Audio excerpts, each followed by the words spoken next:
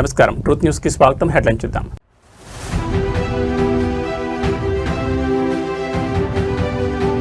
పసుపు దళం పునరుత్తేజం. మంగళగిరిలో ఘనంగా టీడీపీ నూతన కమిటీల ప్రమాణ స్వీకారం.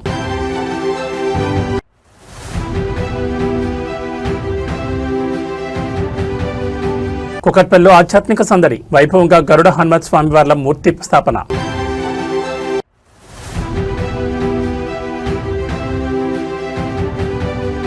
తెలంగాణ భవన్లో చేరికల చోరు. బీఆర్ఎస్ పతాకం కప్పుకున్న ఇతర పార్టీల ముఖ్య అనుచరులు.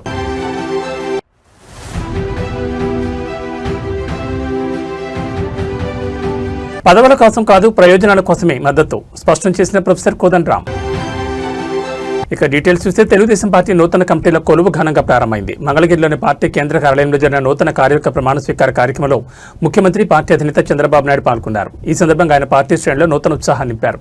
బలమైన కేడర్ కలిగిన ఏకైక పార్టీ తెలుగుదేశం అని చంద్రబాబు స్పష్టం చేశారు. ఓటమి ఎదురైనప్పుడు చాప చుట్టేసే పార్టీలను చూశామని, కానీ గెలిచినా ఓడినా సగర్వంగా ఎగిరేది కేవలం మన పసుపు జెండా మాత్రమేనని ఆయన ఉద్ఘాటించారు. 4 దశాబ్దాల్లో ఎన్నో సంక్షోభాలను చూశామని, కార్యకర్తల పౌరుషం ఏనాడు తగ్గలేదని కొనియాడారు. సీనియర్ల గౌరవిస్తూనే కొత్త రక్తాన్ని ప్రోత్సహించామని, దాదాపు 250 మందితో పక్కా ప్రణాళికతో కమిటీలు వేశామని తెలిపారు. క్లస్టర్ ఇన్ఛార్జ్ స్థాయి నుంచి పొలిట్ బ్యూరో వరకు పదవులిచ్చి కార్యకర్త అధినేత అనే సిద్ధాంతాన్ని ఆచరణలో చూపించామని పేర్కొన్నారు. 2024 ఎన్నికల్లో సాధించిన విజయం కంటే వచ్చే ఎన్నికల్లో పార్టీకి ఇంకా అధిక ఓట్ల శాతం రావడమే లక్ష్యంగా పనిచేయాలని ముఖ్యమంత్రి దిశానిర్దేశం చేశారు. అందరూ కూడా గుండె మీద చేయబెట్టుకొని ప్రమాణం చేయాలి. ఆత్మసాక్షిగా తెలుగుదేశం పార్టీ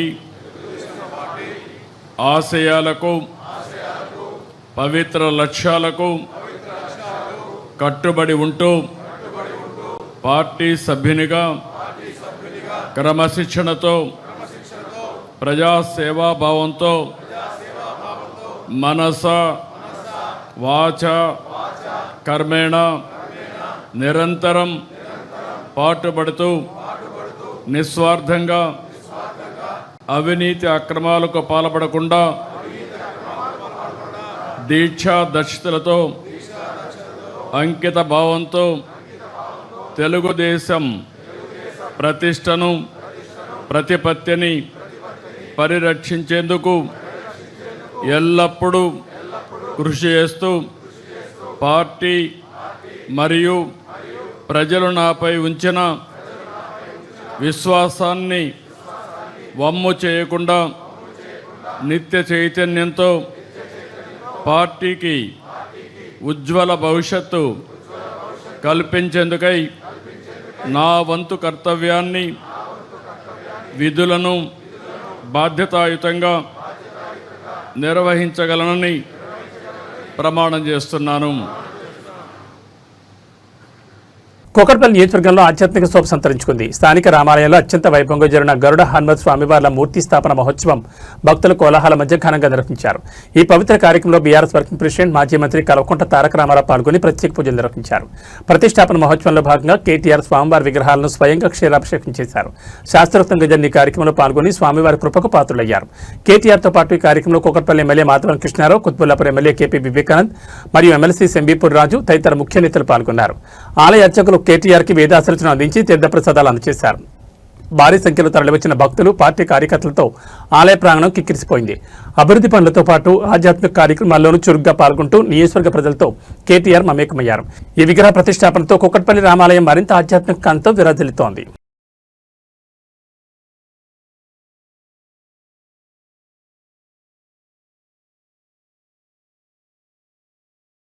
తెలంగాణ రాజకీయాల్లో చేరికల పర్వం ఊపందుకుంది. ప్రధానంగా ఉమ్మడి మహబూబ్నగర్ జిల్లా కల్వకుర్తి నియోజకవర్గంలో కాంగ్రెస్ మరియు బీజేపీ పార్టీలకు గట్టి ఎదురుదెబ్బ తగిలింది. ఆయా పార్టీలకు చెందిన పలువురు కీలక నాయకులు మరియు కార్యకర్తలు ఈరోజు తెలంగాణ భవన్ వేదికగా బీఆర్ఎస్ పార్టీలు చేరారు. కల్వకుర్తి నియోజకవర్గం నుంచి తరలివచ్చిన కాంగ్రెస్, బీజేపీ నాయకులకు బీఆర్ఎస్ ముఖ్య నేతలు గులాబీ కండువాలు కప్పి పార్టీలకు సాధారణంగా ఆహ్వానించారు. క్షేత్రస్థాయిలో పట్టున్న నాయకులు పార్టీలు చేరడంతో కల్వకుర్తి నియోజకవర్గంలో బీఆర్ఎస్ శ్రేణిలో కొత్త ఉత్సాహం నెలకొంది. పార్టీ సిద్ధాంతాలకు ఆకర్షితులై కేసీఆర్ నాయకత్వంపై నమ్మకంతోనే తాము చేరుతున్నట్లు వలస వచ్చిన నేతలు స్పష్టం చేశారు. ఈ చేరికల సందర్భంగా కల్వకుర్తి నుంచి భారీ సంఖ్యలో కార్యకర్తలు తెలంగాణ భవన్ చేరుకున్నారు. జై తెలంగాణ, జై కేసీఆర్ నినాదాలతో పార్టీ కార్యాలయం మారుమోగిపోయింది. ఎన్నికలు ఏమైనా ప్రజల పక్షాన్ని నిలబడేది కేవలం బీఆర్ఎస్ మాత్రమేనని, అందుకే ఇతర పార్టీల నుంచి భారీగా వలసలు కొనసాగుతున్నాయని పార్టీ నేతలు ధీమా వ్యక్తం చేస్తున్నారు. ఈ చేరికలు రాబోయే రోజుల్లో కల్వకుర్తి రాజకీయాలపై ఎలాంటి ప్రభావం చూపుతాయో చూడాలి. గారి ఊరు నుంచే ఈ రోజు మాడుగుల మండలం నుంచే మాడుగుల మండలం నుంచే నీ పతనానికి పునాది పడ్డది. మా శ్రీధర్ గోవిందు, అప్పారెడ్డిపల్లి గ్రామస్తులు, మరెన్నో గ్రామాలు పెద్ద ఎత్తున మీ అత్తగారి ఊరు నుంచే ఇలా తెలంగాణ భవన్కి వచ్చిండ్రు. ఎవరు పాత్ర పడుతున్నారో, ఎవరు పాత్రలో పడుతున్నారో మీరు ఒకసారి గుర్తించండి చెప్తూ, మరి ఎంతో బిజీగా ఉన్న ఈరోజు మరి శ్రీధర్ గోవింద్ గారిని, మరెందరో పార్టీలో జాయిన్ అవుతున్న ముఖ్య నాయకులందరినీ ఆశీర్వదించడానికి వచ్చిన పెద్దలు గౌరవనీయులు కేటీఆర్ గారికి మరొకసారి హృదయపూర్వక ధన్యవాదాలు చెప్తూ జై తెలంగాణ. ప్రవీణ్ అన్నకు ధన్యవాదాలు. ఇప్పుడు మనం ఎదురు చూస్తున్నటువంటి మన నాయకుడు, మన వర్కింగ్ ప్రెసిడెంట్ పెద్దలు గౌరవనీయులు మన కేటీఆర్ గారిని మాట్లాడవలసిందిగా మీ అందరి పక్షాన కోరుతా ఉన్నాను. అందరికీ నమస్కారం. జై తెలంగాణ. గౌరవనీయులు సభాధ్యక్షులు కల్వకుర్తి మాజీ శాసనసభ్యులు పెద్దలు శ్రీ జైపాల్ యాదవ్ గారు, గౌరవనీయులు పార్టీ ప్రధాన కార్యదర్శి, మీ అందరికీ ఆప్తులు సుపరిచితులు పెద్దలు డాక్టర్ ఆర్ఎస్ ప్రవీణ్ కుమార్ గారు, గౌరవనీయులు మన మిషన్ భగీరథకి ఉపాధ్యక్షులుగా పనిచేసిన సోదరులు ఉప్పల వెంకటేష్ గారు, ఫుడ్ కమిషన్ అధ్యక్షులు గౌరవనీయులు శ్రీ గోలి శ్రీనివాసరెడ్డి గారు, సోదరిమణి మన విజితారెడ్డి గారు, అట్లాగే వేదికపైన ఆసీనులైన సీనియర్ నాయకులందరికీ, ఎల్ఎన్ రెడ్డి గారికి, జయపాల్ రెడ్డి గారికి, రమేష్ రెడ్డి గారికి, వెంకటేష్ గారికి, ఇంకా శ్రీనివాస్ రెడ్డి గారికి, విష్ణువర్ధన్ రెడ్డి గారికి, శ్రీనివాస్ యాదవ్ గారికి, నిర్మల గారికి, లాలయ్య గౌడ్ గారికి, విజయ్ గారికి, శంకర్ నాయక్ గారికి, చిటికెల శేఖర్ యాదవ్ గారికి, అందరికీ పేరు పేరున ఈరోజు పార్టీలో ఇప్పుడే చాలా ఉద్విగ్నంగా తన ప్రస్థానాన్ని వివరిస్తూ, మరి ఎందుకు ఇవాళ బీఆర్ఎస్లో నేను చేరుతున్నాను అని చాలా స్పష్టంగా క్లుప్తంగా మనందరికీ అర్థమయ్యేటట్టు మరి వివరించడమే కాకుండా, పుట్టిన తన జన్మభూమికి తన వంతుగా ఉడతా భక్తిగా తాను చేయగలిగినంత తన సొంత కెపాసిటీలో చేస్తున్న మా సోదరుడు శ్రీధర్ గోవింద్ గారికి, అట్లాగే ఈ కార్యక్రమంలో మరి అక్కడ కల్వకుర్తిలో ఉన్న అరాచక పరిస్థితులను తట్టుకొని గెలిచి వచ్చిన మా సర్పంచ్ సోదరులందరికీ పేరు పేరున, సోదరిమణులకి, గెలిచిన వాళ్ళకే కాకుండా ఓడినా ఇవాళ జెండా దించకుండా పోరాడుతున్న మా సోదరులకి సోదరిమణులకి వేరు పేరున అందరికీ, పత్రికా మిత్రులకి అందరికీ నమస్కారాలు. అధికారము రావడము పోవడము ఇవన్నీ కూడా రొటీన్గా జరిగే కార్యక్రమాలు. 5 ఏళ్లకు ఒకసారి ఎన్నికలు వస్తాయి. వచ్చినప్పుడు ప్రజలకి ఎవరు నచ్చితే వాళ్ళకి ఓట్లేస్తారు. ఓట్లేసిన తర్వాత ఎవరికి మెజారిటీ స్థానాలు వస్తే వారు ప్రభుత్వాన్ని నిర్వహించే బాధ్యత వారు తీసుకుంటారు. ఇది ప్రజాస్వామ్యంలో 5 ఏళ్లకు ఒకసారి జరిగే తంతు.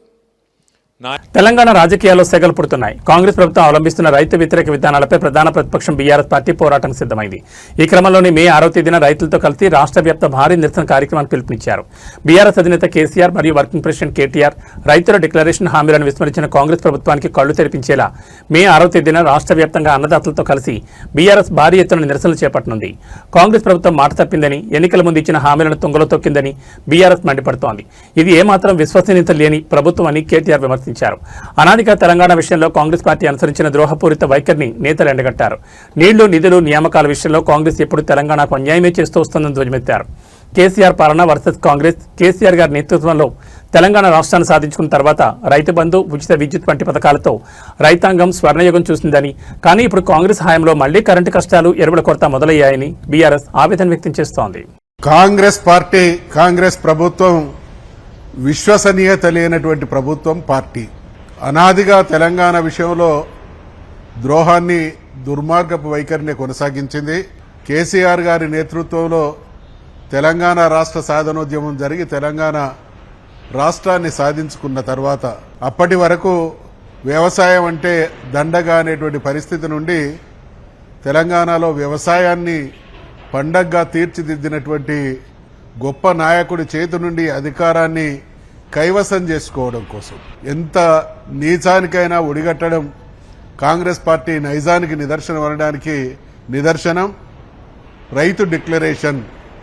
వరంగల్లో జరిగినటువంటి రైతు డిక్లరేషన్కు కాంగ్రెస్ పార్టీని అధికారంలోకి తీసుకురావడానికి స్వయంగా కాంగ్రెస్ పార్టీ అగ్రనాయకుడైనటువంటి రాహుల్ గాంధీ గారు వచ్చి ఇచ్చినటువంటి హామీని నమ్మి ఓట్లేసినటువంటి తెలంగాణ రైతాంగానికి ఈ 2.5 సంవత్సరాల కాలంలో మళ్లీ వ్యవసాయం అంటే దండగానేటువంటి దుస్థితిని పునరావృతం చేస్తున్నటువంటి దుర్మార్గపు పాలన కొనసాగుతున్నది. కాబట్టి అన్ని పంటలకు కూడా బోనస్ ఇస్తామనేటువంటి హామీ ఇచ్చి ఇవాళ ఏ పంటను కూడా కొనలేనటువంటి దయనీయమైనటువంటి స్థితి. ప్రత్యేకించి మక్కలు పండించినటువంటి రైతుల పరిస్థితి చాలా దయనీయంగా తయారైంది. ఈరోజు పత్తి పంటను పండించి నష్టపోతే ఆ నష్టం నుండి బయటపడడానికి మక్కను ఆశ్రయిస్తే కుప్ప తెప్పలుగా పండినటువంటి మక్కను కొనేటువంటి స్థితిలో ఈ ప్రభుత్వం లేకపోవడం వల్ల 250 రూపాయలు 240 రూపాయలకు అమ్ముకోవాల్సినటువంటి మక్కల్ని 170 180 రూపాయలకు అమ్ముకునేటువంటి దుస్థితికి కారణం కాంగ్రెస్ ప్రభుత్వం, రేవంత్ రెడ్డి పాలన నిర్వాహకం. కాబట్టి రైతుల కోసం, తెలంగాణ ప్రయోజనాల కోసం ఆవిర్భవించినటువంటి పార్టీగా బీఆర్ఎస్ పార్టీ నాయకులమైనటువంటి మేమందరం కూడా కాంగ్రెస్ పార్టీ చేసినటువంటి దాష్టీకాలన్నిటికీ లో కూడా అగ్రభాగాన నిలిచేది రైతు డిక్లరేషన్. కాబట్టి మే 22వ తారీఖు నాడు తెలంగాణలో ఉండేటువంటి ప్రత్యేకించి వరంగల్ ప్రాంత రైతాంగం అంతా తరలివచ్చి మే 6వ తారీఖు నాడు ఖచ్చితంగా ఈ దుర్మార్గపు పాలనను నిరసించాలి. ఏ హామీలైతే వాళ్ళు ఇవ్వడం జరిగిందో అవి అమలు చేయాలనేటువంటి డిమాండ్తో కార్యక్రమం ఉంటుందనేటువంటి హెచ్చరిక చేస్తూ మే 6వ తారీఖులోపు ప్రభుత్వం ఇచ్చినటువంటి హామీకి అనుగుణంగా అన్ని పంటల్ని కూడా కొనుగోలు చేసి రైతాంగాన్ని ఆదుకోవాలి. లేని పక్షంలో జరగబోయేటువంటి విపరీత పరిణామాలకు ఇదటి మొదటి అడుగు అనేటువంటి హెచ్చరిక చేస్తూ సెలవు తీసుకుంటారు. రాజకీయాల్లో నిత్యం బిజీగా ఉండే బీఆర్ఎస్ వర్కింగ్ ప్రెసిడెంట్ కేటీఆర్ తాజాగా యువతకు ఒక హృదయమైన సందేశాన్ని ఇచ్చారు. నేటి మురుకుల పరుల జీవితంలో మనం ఎన్నో కోల్పోతున్నామని, ముఖ్యంగా తల్లిదండ్రులకు ఇవ్వాల్సిన సమయం ఇవ్వలేకపోతున్నామని ఆయన ఆవేదన వ్యక్తం చేశారు. యువతను ఉద్దేశించి ఆయన చేసిన ఈ వ్యాఖ్యలు ఇప్పుడు సోషల్ మీడియాలో అందరినీ ఆలోచింపచేస్తున్నాయి. జీవితంలో మనం ఎంత ఎదిగినా, ఎంత సంపాదించినా మన అమ్మానాన్నలతో గడిపే సమయమే అత్యంత విలువైంది. వీలైనంత ఎక్కువ సమయం వారితో గడపండి అని కేటీఆర్ సూచించారు. మనం మన తల్లిదండ్రులను దగ్గరకు తీసుకుని ఆప్యాయంగా హత్తుకుంటే వారి కళ్ళలో కనిపించే ఆ తృప్తి, ఆనందం మరెక్కడ దొరుకుతుందని ఆయన ఎమోషనల్ అయ్యారు. సమయం చాలా వేగంగా గడిచిపోతోంది. రేపు అనేది మన చేతిలో లేదు. ఒకసారి వెనక్కి తిరిగి చూసుకుంటే మనకంటూ కొన్ని మధుర జ్ఞాపకాలు మిగలాలి అంటూ వారితో గడపడం ఒక్కటే మార్గం అని యువతకు దిశానిర్దేశం చేశారు. మనం సంపాదించే ఆస్తుల కంటే తల్లిదండ్రులతో మనం పంచుకున్న ప్రేమపూర్వక క్షణాలే జీవితాంతం మనల్ని నడిపిస్తాయని ఆయన పేర్కొన్నారు. రాజకీయ నేతగా కాకుండా ఒక బాధ్యత గల కుమారుడిగా కేటీఆర్ ఇచ్చిన ఈ సందేశం ప్రతి ఒక్కరి గుండెను హత్తుకుంటోంది. మరి మీరు ఈరోజు మీ అమ్మానాన్నలతో మాట్లాడారా? వారితో కాసేపు సమయం గడిపారా? ఒకసారి ఆలోచించండి. I don't know your dad, but trust me, just go give him a hug and kiss him. He'll love it. Honestly, I'm not even kidding. After going home, you need to. No, I'm a dad today. I have a 20-year-old son and a 17-year-old daughter. I can tell you, today, when I look back, girls and boys, I'll tell you one thing, please remember this. Life goes by in a jiffy. In the blink of an eye, time అయిపోతుంది, మనకు అర్థం కూడా కాదు. ఇప్పుడు when you're sitting here, see, every single moment that we spend on this planet, time and space make it very unique. That those two coordinates make every single occasion, every single situation unique. But కళ్ళు మూసి తెరిచే లోపల అంటారు చూడు, నిజంగా కూడా మీకు ఇప్పుడు నా కాలేజ్ డేస్ అని గుర్తు చేసుకుంటే 90% గుర్తురాదు. 10% ఏదో కొన్ని things I remember. School days అనుకుంటే maybe 5% I remember. So last year ఏం జరిగింది, అంతకుముందు ఏం జరిగిందంటే ఇప్పుడు you think back, it just goes like that. So my only suggestion to you is live in the moment and if you like hugging your dad or mom, please do it. Don't even hesitate, don't even think నూకేస్తారు మీ డాడే కదా, ఏమైతే so పెద్ద ఫరక్ కూడా పడదు. కానీ he'll love it, I'm telling you, he'll love that expression of love and affection. Every dad, even my dad, I never hugged him till I was like 40 maybe. First time I think I hugged him was after that 2015 GHMC election. Dagar vai kaal mokkina, he did that, I did that, and then I was like, okay, this is good. This was more recent, my birthday. So aitadi in India especially, male children and dads have this problem, whereas girls on the other hand, they are affectionate. పోయి మీద పడతారు, తంతారు, గుద్దుతారు. So వాళ్ళకి నడుస్తుంది డాడ్స్తోని. But I think you're a boy and you should do it also, and I think your dad will love it. Absolutely, this is something that I will. Please share in socials what happens. If it is a positive thing, ఏదైనా okay, I'll do this. Yeah. Yep. Petrol బంకుల వద్ద రద్దీ తగ్గింది. 4,345 బంకుల్లో 47 మినహా అన్నింటా petrol, diesel నిల్వలున్నాయి. కంపెనీల నుంచి బంకులకు 3,714 కిలోలీటర్ల petrol, 7,107 కిలోలీటర్ల diesel పంపారు. బంకుల ద్వారా ఈ రోజు వినియోగదారులకు 1,168 కిలోలీటర్ల పెట్రోల్, 2,086 కిలోలీటర్ల డీజిల్ పంపిణీ చేశారు. 3 జిల్లాల్లో మాత్రమే 10కి పైగా బంకుల్లో నో స్టాక్ బోర్డులు దర్శనమిస్తున్నాయి. పశ్చిమ గోదావరి, కడప, తిరుపతి జిల్లాలో మూతబడిన బంకులకు స్టాక్ సరఫరా కోసం అధికారులు చర్యలు చేపట్టారు. విశాఖ, అనకాపల్లి, పోలవరం, గుంటూరు జిల్లాలోని అన్ని బంకుల్లో స్టాక్ ఉంది. ఇతర జిల్లాల్లో అక్కడక్కడ 1-2 బంకుల్లో మాత్రమే నో స్టాక్ అని కనిపిస్తున్నాయని సంబంధిత అధికారులు వెల్లడించారు.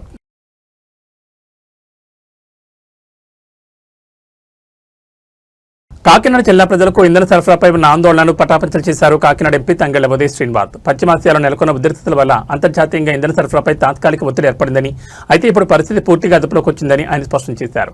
కేవలం మాటలతోనే కాకుండా స్వయంగా క్షేత్రస్థాయిలోకి వెళ్లి ప్రజల్లో భరోసా కల్పించారు.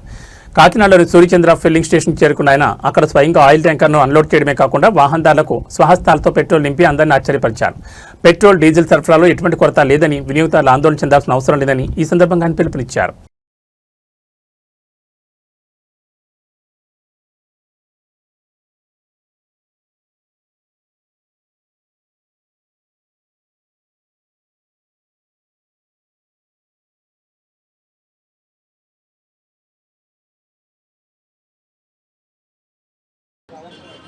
అందరికీ నమస్కారం.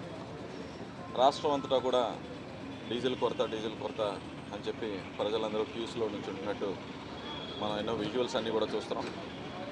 సో రాష్ట్ర ముఖ్యమంత్రి గారు చంద్రబాబు నాయుడు గారు, అలాగే ఉప ముఖ్యమంత్రి పవన్ కళ్యాణ్ గారు, అండ్ మెయిన్గా ఫాదర్ చనిపోయినా సరే అక్కడ ఉంటున్నా సరే మన civil supplies minister Nadella Manohar గారు దీన్ని ప్రత్యేకంగా పర్యవేక్షిస్తూ ఎవరికి కూడా డీజిల్ కొరత లేకుండా మ్యాక్సిమం ప్రయత్నం చేస్తాం. ఇది మనం energy import based country. So 85% of the energy వచ్చేసి మనం ఇతర దేశాల నుంచి దిగుమతి చేసుకోవాలి. వార్ రావటం వల్ల, అక్కడ వెస్ట్ ఏషియా వార్ రావటం వల్ల ట్యాంకర్స్ అన్నీ ఆగిపోవడం జరిగింది. అప్పటికీ కూడా మోడీ గారి, చంద్రబాబు నాయుడు గారి, అలాగే పవన్ కళ్యాణ్ గారి నేతృత్వంలో ఏర్పడిన ఎన్డీఏ ప్రభుత్వం అన్ని దేశాల కన్నా ఎక్కువగా ప్రయత్నం చేసి మనకి వీలైనంత ఇబ్బందిని తగ్గించే విధంగా ట్యాంకర్స్ నది కూడా తీసుకురావడం జరుగుతుంది. ప్రత్యేకంగా కాకినాడ జిల్లాలో 160 పెట్రోల్ బంకులు ఉన్నాయి. మీకు వాస్తవం అనేది కూడా చెప్తున్నాను పబ్లిక్ అందరికీ కూడా. ఈ 160 పెట్రోల్ బంకులో ఎవ్రీడే కన్జంప్షన్ మన కాకినాడలో రెగ్యులర్గా కొరత లేనప్పుడు కూడా ప్రతిరోజు సుమారు 3,80,000 లీటర్లు జిల్లా వ్యాప్తంగా, అంటే కాజులూరు మండలంతో కూడా కలుపుకుని 3,80,000 లీటర్లు డీజిల్ని మనం వినియోగించుకుంటాం.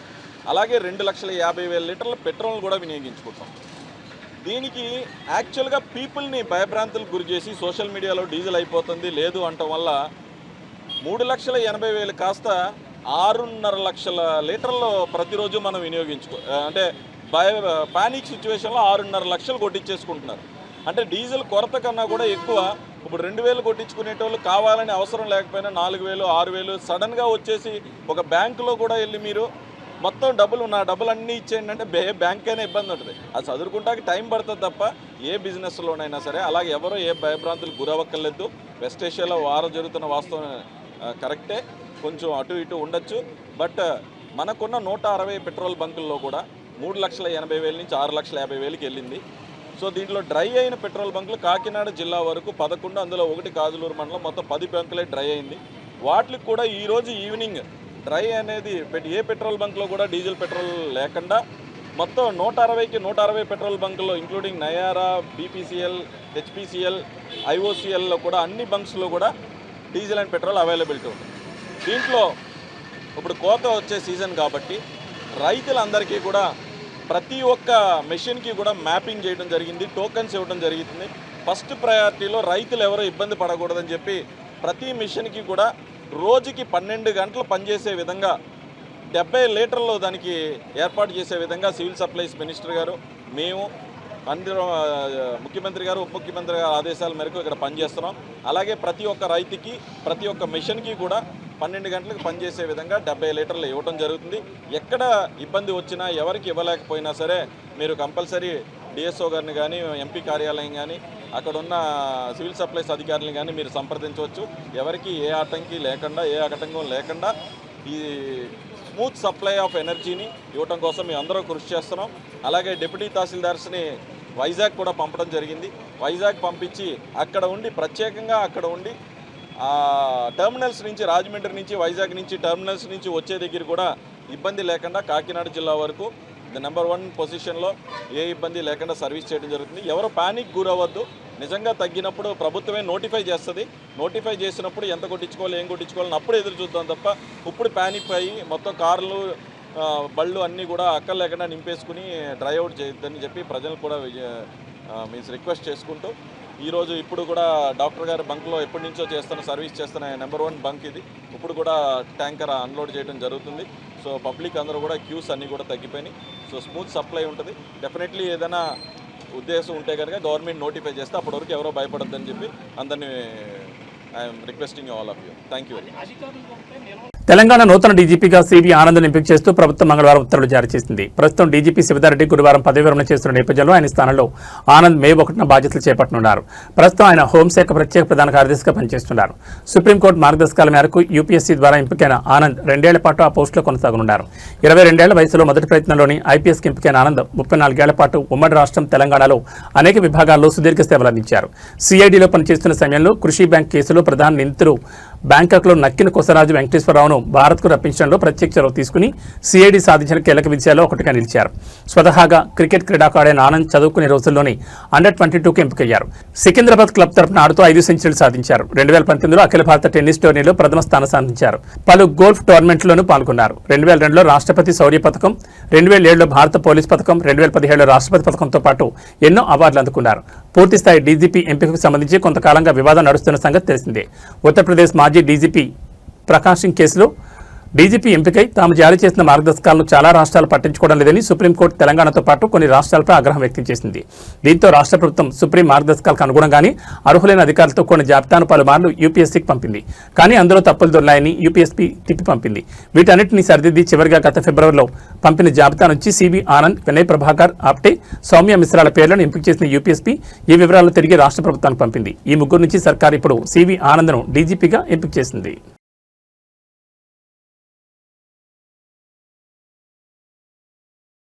మెడికల్ కాలేజీలో పెను వివాదం చోటు చేసుకుంది. ఒక చిన్న అజాగ్రత్త నిండు ప్రాణాన్ని పలుకున్న ఘటన మహారాష్ట్రలోని నాసిక్లో కలకలం రేపింది. లిఫ్ట్ దగ్గర వేచి చూస్తున్న సమయంలో జరిగిన ఈ ఘోర ప్రమాదానికి సంబంధించిన వివరాలు చూస్తే నాసిక్లోని ఒక ప్రైవేట్ మెడికల్ కాలేజీలో జ్యోతి అనే 50 ఏళ్ల మహిళ లిఫ్ట్ కోసం వేచి చూస్తోంది. లిఫ్ట్ ఎక్కడ ఉందో అని ఆ ఆతృతతో ఆమె లిఫ్ట్ డోర్ వద్దకు వెళ్లి లోపలికి కిందకి తెంగు చూస్తుంది. దురదృష్టవశాత్తు సరిగ్గా అదే సమయంలో లిఫ్ట్ పైనుంచి కిందకు రావడంతో ఆమె తల అందులో చిక్కుకుపోయింది. తీవ్రంగా గాయపడిన జ్యోతిని వెంటనే ఆసుపత్రికి తరలించినప్పటికీ చికిత్స పొందుతూ అమృతి చెందింది. ఈ హృదయ విదారక దృశ్యాలన్నీ అక్కడ ఉన్న సీసీటీవీ కెమెరాలో రికార్డ్ అయ్యాయి. లిఫ్ట్ వద్ద ఏమాత్రం అజాగ్రత్తగా ఉన్నా ఎంతటి ప్రమాదమో ఈ ఘటన మరోసారి నిరూపించింది. అధికారులు ఈ ఘటనపై కేసు నమోదు చేసుకుని దర్యాప్తు చేస్తున్నారు.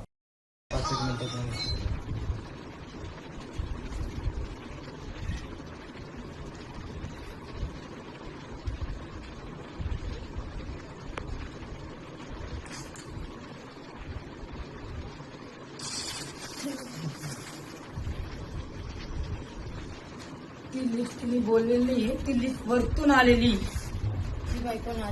पेशंट आलं तिथे पाणी पेशंट नाही ती फार्म हाऊसला गाठ करून टाकला काय तू गलती केली ना परवा नाही नाही ते दिसत नाही ना.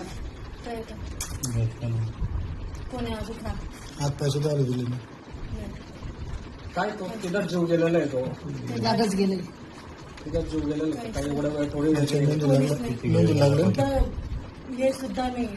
वरतून लिफ्ट बोलायला शिवाय येत नसती. वरतून लिफ्ट आली कसं आणि ती हे पण नाही उडायली वरती पण नाही होते ना ती वरती पण होत नाही ना ती. ही वरतून लिफ्ट बोलवलेली वरतून खाली बोलवलेली तिचा हात पाय तिचं काही तिला माहितीच नाही ती लिफ्ट तिथे खाली बटन दाबलेली आहे कोणते वरची. आता व्हिडिओ दाखवा आम्हाला. वरती कोण होता ते बी दाखवा. 2 मिनिटं थांबा पुरं उद्या ना टायमिंगला पुरं करतो.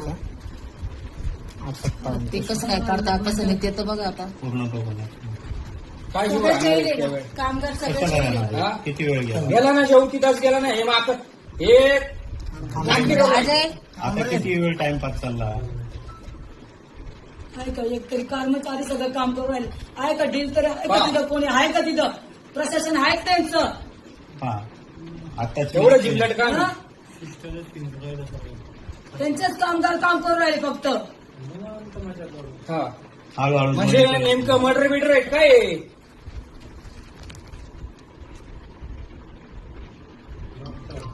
ती अटकेलच आहे ती. गेला ना जीव तिथंच गेला ना. यांचा ड्रामा चालू आहे का? हा सगळा ड्रामा चालू आहे. या भाडकावणी मुद्दाम केलं. काही नाही. काहीच नाही. एवढी मोठीच वजन पण किती वेळ गेला हा? काका, खाली वाटून पाहत होती, आवाज दिला होता काय कोणी? कोणाला आवाज दिला की नाही नाही ज्या टायमाला ती खाली पाहत होती हा, ती कोणाला आवाज देते का कोणाला हे कळायला आवाज पाहिजे होतं. एक तर खाली कोणी आवाज दिला खालची सीएडीचं ते हे घ्या एक मिनिट रिटर्न घेते एवढं ही काढते हे निघाल्यानंतर आहे ना त्या अजून त्यांनी काहीच केलेलं नाही नाही शक्यच नाही. शक्य नाही. एवढा वेळ मग तुम्ही व्हेंटिलेटर का ठेवलं?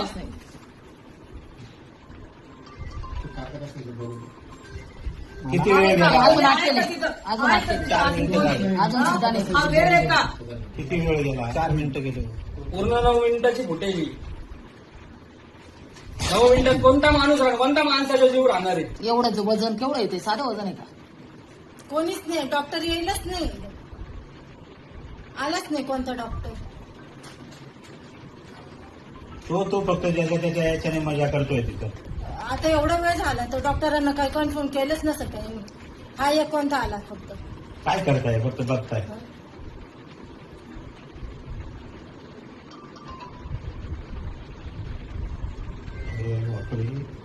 काढलं कसं एवढं रक्त? బిగ్ బాస్ ఫేమ్ నటి అశ్వరెడ్డి మరోసారి వార్తలు నిలిచారు. గత కొంతకాలంగా వివాదాల దూరంగా ఉంటున్న ఈ బ్యూటీ ఇప్పుడు ఒక సంచలన ఆడియో కాల్తో సోషల్ మీడియాను షేక్ చేస్తున్నారు. ఒక వ్యక్తితో అశ్వరెడ్డి జరిపిన సంభాషణ ఇప్పుడు నెట్టింట వైరల్గా మారింది. ఆ ఆడియోలో ఉన్న ముఖ్యాంశాలు గమనిస్తే కేవలం డబ్బుల విషయంలోనే ఈ వివాదం నడుస్తున్నట్లు అర్థమవుతోంది. నాకు మే నెల వరకు టైం ఇస్తే నీకు రావాల్సిన 1.5 కోట్లు వెనక్కి ఇచ్చేస్తాను, అంతవరకు ఆగాల్సిందే అంటూ అశ్వ స్పష్టం చేశారు. కాదు కూడదని నాపై ఒత్తిడి తెస్తే నేను కూడా ఎదురు కేసు పెడతాను, నన్ను ఇబ్బంది పెట్టాలని చూస్తే ఊరుకోరని సదరు వ్యక్తిని హెచ్చరించారు. మా ఇంట్లో వారిని గొడవలోకి తీసుకురావద్దు, అది పద్ధతి కాదు అని హెచ్చరిస్తూనే సమస్యను సామరస్యంగా పరిష్కరించుకుందామని కోరారు. ఈ వివాదాన్ని పరిష్కరించడానికి ప్రవీణ్ మరియు ప్రముఖ జ్యోతిష్యుడు వేణుస్వామితో మాట్లాడదామని, వారు చెప్పినట్లు విందామని అశ్వరెడ్డి ఆ ఆడియోలో పేర్కొనడం ఇప్పుడు చర్చనీయాంశంగా మారింది. అయితే ఈ ఆడియోలో వినిపిస్తున్న గొంతు నిజంగా ఆమెదేనా? అసలు ఆ 1.5 కోట్ల వివాదం దేనికి సంబంధించింది? ఈ విషయంలో వేణుస్వామి ప్రస్తావన ఎందుకు వచ్చింది అనే కోణంలో సోషల్ మీడియాలో రకరకాల చర్చలు నడుస్తున్నాయి. దీనిపై అశ్వరెడ్డి నుంచి ఇంకా అధికారిక స్పందన రావాల్సి ఉంది. అదే వెంకీ, నువ్వు ఇప్పుడు మళ్ళీ ప్రవీణ్ అక్కకు ఫోన్ చేసావు అని చెప్పి కాల్ చేసింది నాకు. Okay, that is your wish, చేసావు. నేను ఇప్పుడు నీకు మళ్ళీ చెప్తున్నాను, మే వరకు టైం ఇస్తే నీకు 1.5 తిరిగి వెనక్కి ఇచ్చేస్తాను త్రూ అకౌంట్. అర్థమైందా? త్రూ అకౌంట్ మే వరకు టైం ఇస్తే నేను నీకు మళ్ళీ వెనక్కి ఇచ్చేస్తాను. ఆ మిగిలిన డబ్బులు అంటావా, నేను లైఫ్ లో సెటిల్ అయినప్పుడు నా దగ్గర ఉన్నప్పుడు నేను ఇస్తాను. అది కూడా నేను ఇవ్వను అనట్లేదు. లేదు కుదరదు, నాకు ఇదంతా అవ్వదు అంటే పెద్ద మనుషులకి నువ్వే ఫోన్ చేసావు కదా. నా జీవితంలో పెద్ద మనుషులు ప్రవీణ గారు మాత్రమే. సో ఆ ప్రవీణ అక్కకి వేణుస్వామిని పెడతావా లేకపోతే ఇంకెవరినైనా పెట్టుకుంటావా, నేను పిలుస్తాను, నువ్వు పిలుచుకో. ఓకే, నేను ఇంకా నీ ముఖం చూడాలనుకోవట్లేదు, ఈ విషయం గురించి మాట్లాడాలనుకోవట్లేదు. నాకు మే అనే ఒక్క టార్గెటే కనబడుతుంది, మే వరకు నేను నీకు డబ్బులు ఇవ్వాలి అంతే. లేదు కాదు అంటే నేనే పెడతాను హెరాస్మెంట్ కేసు. ఎందుకంటే మా అక్కని ఇన్వాల్వ్ చేస్తున్నాడు, మా మమ్మీని ఇన్వాల్వ్ చేస్తున్నాడు, లేకపోతే మా ఇంటికి వస్తానంటున్నాడు. అసలు నా పర్మిషన్ లేకుండా నువ్వు మా ఇంటికి రావడం ఏంటి, లేకపోతే నేను మీ ఇంటికి వెళ్ళడం ఏంటి? ఇంట్లో వాళ్ళు ఇన్వాల్వ్ చేసుకోకుండా నువ్వు నేను మాట్లాడాలి, నువ్వు నేను సాల్వ్ చేసుకోవాలి అంటే నా వైపు నుంచి ప్రవీణ్ అక్క వేణుస్వామి మధ్యలో కూర్చుంటారు. మే వరకు నేను ఆ డబ్బులు సెటిల్ చేస్తాను.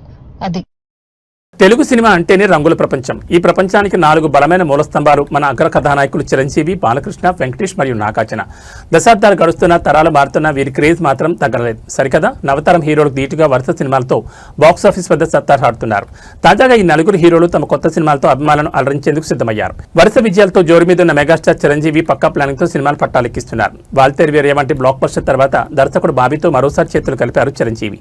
కేవీఎన్ ప్రొడక్షన్స్ నిర్మిస్తున్న ఈ భారీ కమర్షియల్ ఎంటర్టైనర్ త్వరలోని షూటింగ్ ప్రారంభించుకోనుంది. ఇది పూర్తయిన వెంటనే దసరా ఫేమ్ శ్రీకాంత్ పోదిల దర్శకత్వంలో మరో వైవిధ్యమైన సినిమాకు మెగాస్టార్ గ్రీన్ సిగ్నల్ ఇచ్చారు. రాజకీయాల్లో, సామాజిక సేవలో ఎంత బిజీగా ఉన్నా సినిమాల విషయంలో బాలయ్య రూటే వేరు. ప్రస్తుతం గోపీచంద్ మల్లిని దర్శకత్వంలో ఒక మాస్ యాక్షన్ మూవీ చేస్తున్న బాలయ్య దీంతో పాటే కొరటాల శివ దర్శకత్వంలో మరో సినిమాను సమాంతరంగా పూర్తి చేయనున్నారు. వివేక్ ఆత్రేయ, విజయ్ కనకమేడల వంటి యంగ్ డైరెక్టర్ల కథలకు కూడా బాలకృష్ణ పచ్చజెండా ఊపినట్టు తెలుస్తోంది. ఇక వెంకీ మామ ఎప్పుడు తనదైన స్టైల్లో సైలెంట్ గా వచ్చి హిట్ కొట్టడంలో దిట్ట. ప్రస్తుతం మాటల మాంత్రికుడు త్రివిక్రమ్ దర్శకత్వంలో ఆదర్శ కుటుంబం హౌస్ నెంబర్ 47 చేస్తున్నారు. ఈ మూవీ తర్వాత multi starrer king Anil Ravipudi డైరెక్షన్లో క్రేజీ మూవీ పట్టాలెక్కనుంది. ఇది 2027 సంక్రాంతి కానుక విడుదలయ్యే అవకాశం ఉంది. Style and energy care of address అయిన నాగార్జున తన కెరీర్లో అత్యంత ప్రతిష్టాత్మకమైన 100వ సినిమాపై దృష్టి పెట్టారు. కార్తీక్ దర్శకత్వంలో తెరకెక్కుతున్న ఈ సినిమాలో సీనియర్ హీరోయిన్ టబు కీలక పాత్రలో నటిస్తున్నారు. ఈ ప్రాజెక్ట్ తర్వాత కళ్యాణ్ కృష్ణ దర్శకత్వంలో అక్కినేని హీరోలందరూ కలిసి నటించే ఒక ఫ్యామిలీ డ్రామా రూపొందే అవకాశాలు పుష్పంగా ఉన్నాయి. చూసారుగా, వేగంలోనూ వైవిధ్యంలోనూ యంగ్ హీరోలకి ఏమాత్రం తగ్గకుండా ఈ నలుగురు పిల్లర్స్ దూసుకుపోతున్నారు. వీరు రాబోయే సినిమాలు బాక్సాఫీస్ వద్ద ఎలాంటి వండర్స్ క్రియేట్ చేస్తాయో చూడాలి మరి.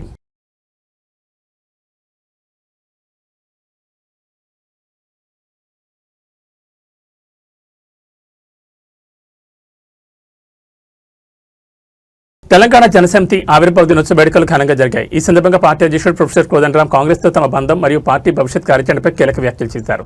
రాజకీయ వ్యవహారాల్లో భాగంగానే తాము కాంగ్రెస్కు మద్దతు ఇచ్చామని ఆయన స్పష్టం చేశారు. మాకు మంత్రులను కావాలని, ఎమ్మెల్యేలకు కావాలని ఆశ లేదు. మంత్రి పదవి ఇస్తామని కాంగ్రెస్ మాకు చెప్పలేదు. మేము కూడా అడగలేదని కోదండరాం తేల్చి చెప్పారు. తాము అధికార కాంక్షతో రాజకీయాలు చేయడం లేదని పునరుద్ఘాటించారు. రాష్ట్ర ప్రయోజనాల దృష్ట్యా ఒక రాజకీయ వ్యూహం ప్రకారమే కాంగ్రెస్ పార్టీకి మద్దతు ప్రకటించామని ఆయన వెల్లడించారు. అవసరమైన ప్రతి సందర్భంలోనూ ప్రజల పక్షాన్ని నిలబడి తోడుగా ఉన్నామని గుర్తు చేశారు. పార్టీ తదుపరి అడుగులు ఎటువైపు అన్న దానిపై స్పష్టతనిస్తూ మే 12న టీజేఎస్ ప్లీనరీ సమావేశం నిర్వహించినట్టు తెలిపారు. ఈ సమావేశంలో పార్టీ భవిష్యత్తుకు సంబంధించి అత్యంత కీలక నిర్ణయాలు తీసుకోబోతున్నట్లు ప్రకటించారు. తెలంగాణ ఉద్యమ కాలం నుంచి తనదైన ముద్ర వేసిన కోదండరాం ఇప్పుడు ప్లీనరీ వేదికగా ఎలాంటి ప్రకటన చేయబోతున్నారు, టీజేఎస్ భవిష్యత్తులో ఏ పాత్ర పోషించనుంది అన్నది ఇప్పుడు రాజకీయ వర్గాల్లో ఆసక్తికరంగా మారింది.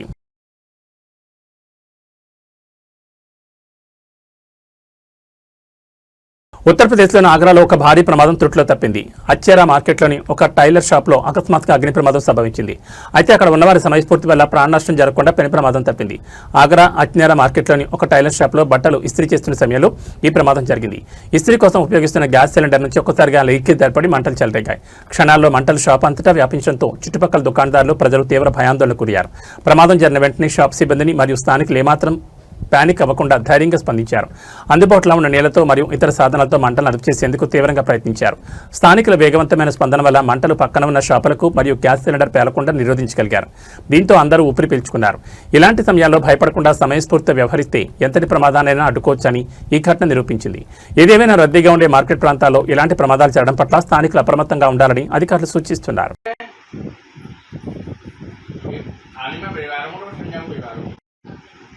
आयुष एक्स्ट्रा टेरी है आने में परिवार में समझा परिवार टेरे आ रही यार अब यार हम कर पाना यार ओके तो कर देते हैं कर देते हैं क्या बोलो टेरे यार कल्पना कर रहा यार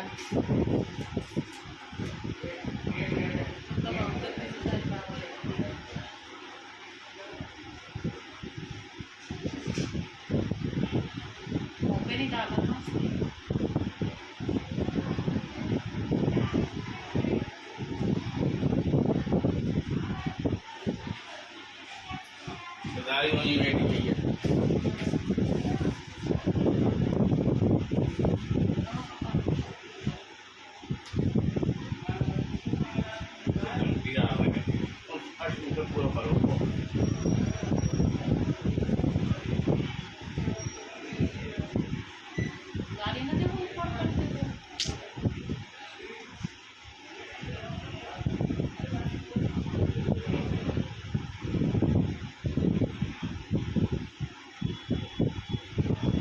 सलाह दे रहे बग्गे तो हम सलाह दे रहे थे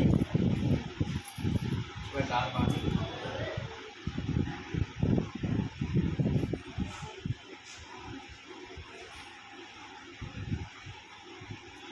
ये लोटन क्या करा रहा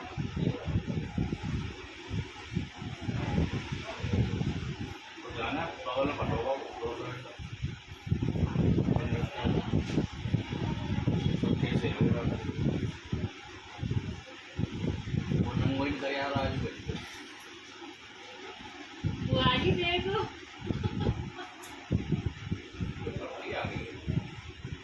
ఏబీ బులెటిన్ విశేషాలు. నమస్కారం.